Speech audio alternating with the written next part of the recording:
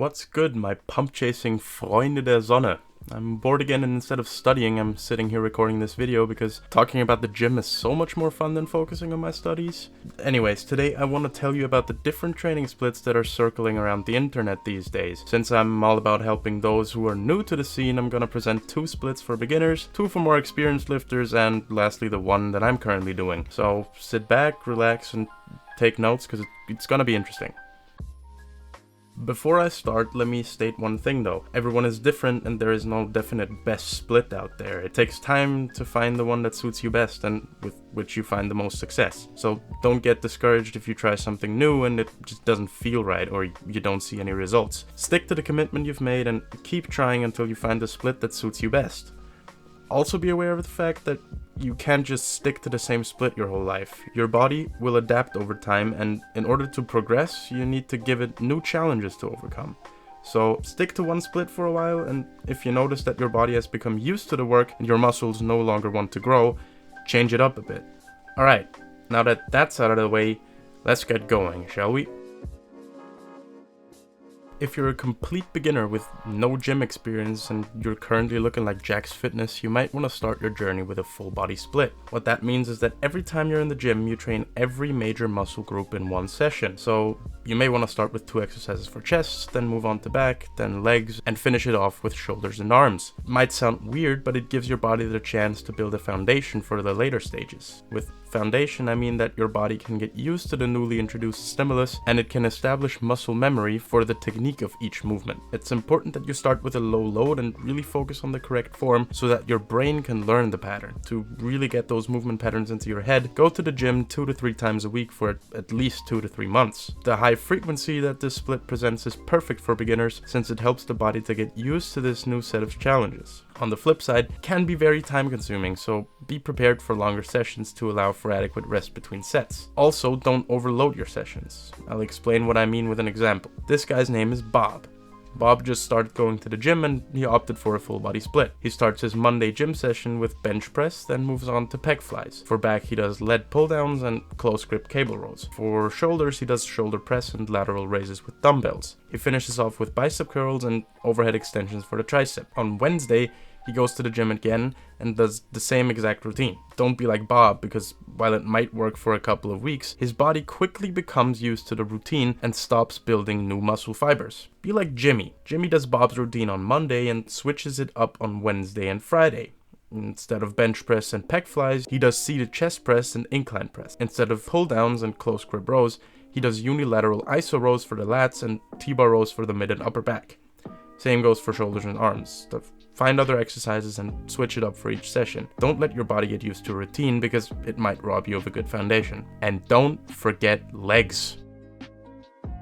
If you're a beginner but you don't have enough time on your hands to spend hours at the gym, there is a good alternative to the full body split. I'm talking about the upper-lower split. What that means is that you separate your sessions into upper body and lower body days. It can also be time consuming, but if you go to the gym 4 times a week, you can reduce the time each session takes by only doing 2 sets per exercise. I would recommend 2 exercises for each muscle group with 2 sets each. I'll give you an example.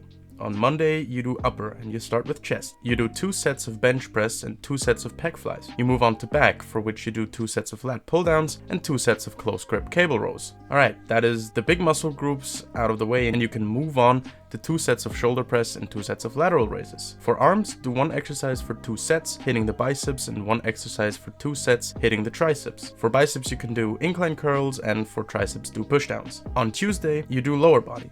Start with a big compound movement like squats or leg press, then move on to calves where you can do standing calf raises. Make sure though to pick an exercise where your knees aren't bent. It's better for calf development if your legs are extended. To finish it off, do 1 exercise for your hamstrings like RDLs or hamstring curls, and 1 exercise focusing on your quads like leg extensions. Take Wednesday off and come back Thursday and Friday, but again, switch it up.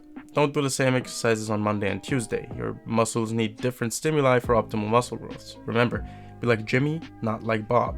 For example, I would recommend that you switch out bench press with an incline variation or a seated chest press. Do an exercise that targets the mid and upper back like T-bar rows or wide grip cable rows. For shoulders, don't forget to train your rear delts with an isolation exercise like reverse flies on the cables. Make sure though not to overload on this exercise, as your traps may take over if you're putting too much weight on the cables. For biceps, do preacher curls or any other variation of curls where your arms are in front of your body instead of behind it. For triceps, you can do skull crushers. Try different exercises and see what feels best for you, but always remember to include multiple exercises for each muscle to see the best results. If you're more experienced and are on the lookout for a new split, here are 2 examples which you might want to check out. First one is the push-pull leg split. It is pretty self-explanatory, but I'll break it down anyways. Push day, you target the muscles that are responsible for pushing weight away from your body, like chest, triceps, and shoulders. Pull day is the opposite. You work the muscles that pull weight towards your body, like back and biceps. I don't think that I have to explain legs to you. If you want to see serious results, do the split in 6-day intervals, so Monday through Wednesday, Thursday off, and then Friday through Sunday. You can also do this split in a 3-day interval with 1 rest day in between each session. I did this one myself and had great progress with it, so give it a try. If you do a 3-day push-pull leg split, be aware that you won't have the higher frequency that comes with a 6-day split. Adjust your workout accordingly so that instead of 2 sets, do 3 to 4 per exercise. This split is great as it allows the muscle groups to have enough time to regenerate between each session. The exercises for each muscle group are the same as the previous splits, just try and see what works best for you. Second is the Arnold split. This is one of my personal favorites. As the name suggests, it was popularized by Arnold Schwarzenegger and goes as follows. One day you do chest and back, the next shoulders and arms, and lastly you do legs. For maximum frequency, you do this in 6-day intervals, so each muscle group is hit twice per week. Same as push-pull legs, it allows for good rest times between each session and is great for hypertrophy training. It can be time consuming though, and it has a high recovery demand. That means that you need good nutrition and sleep to see the best gains. It is also not suitable for beginners as the volume is too high and the pairings are too complex. If you have time for it and are willing to sacrifice binge drinking and partying over a good nutrition and a healthy sleep schedule, give it a try. Trust me, it's worth it.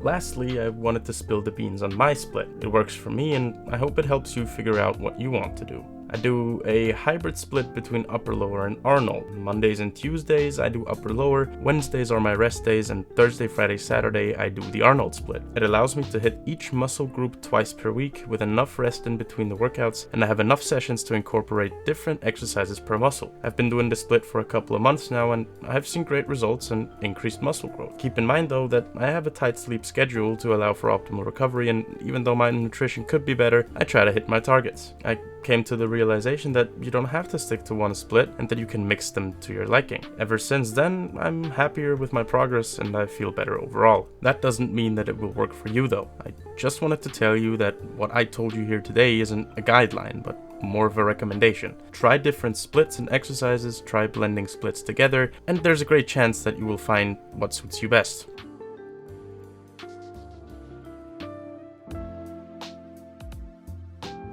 As always, keep in mind that everyone is different and what works for some of you might not work for the others. It takes time to figure out how you can make the most progress, and that is the best part about working out in my opinion. Trying new things isn't scary or embarrassing, it is part of the journey, and whoever says otherwise clearly doesn't have any idea what going to the gym is about. If you're new to the gym and want tips on where to look for help, check out my last video on gym creators that helped me a lot when I was skinny and clueless. Also, don't be afraid to ask for help. The gym community is a tight-knit group of people, and if you ask around in your gym, the chance is pretty high that you will get great feedback from your peers. That's it for today, thank you for listening, and I hope it helps. See you next time.